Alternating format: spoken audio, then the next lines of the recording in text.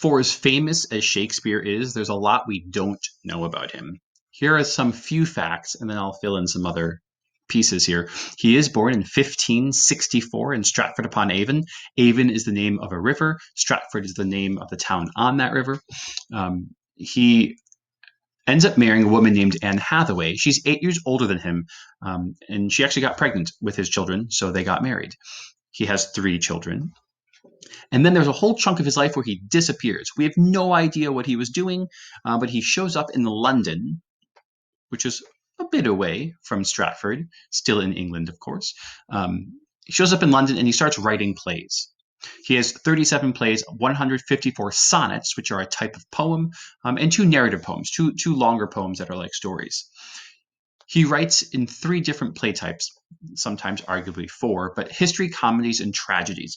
Histories are plays that are based off of a British history, English history. These come in groups of plays like Henry IV Part 1 and Henry IV Part 2, followed by Henry V, or we have Henry VI Part 1, Part 2, and Part 3. We have comedies, which end in marriage. That's why we call TV shows romantic comedies, or movies romantic comedies, when we end up with a relationship at the end. So comedies end in marriage, tragedies end in death, and tragedies usually follow rich or famous characters and to their downfall. Shakespeare ends up dying in 1616, which is after the Virginia colony is settled in the United States. So we are having an overlap of the colonization of North America and Shakespeare's plays. Shakespeare writes in a certain style called iambic pentameter, which we will take a look at in the other videos here. But other than this, we don't know much else about him. We have all of his plays, not a lot in his own writing. In his signatures that he signs, he spells his name slightly differently.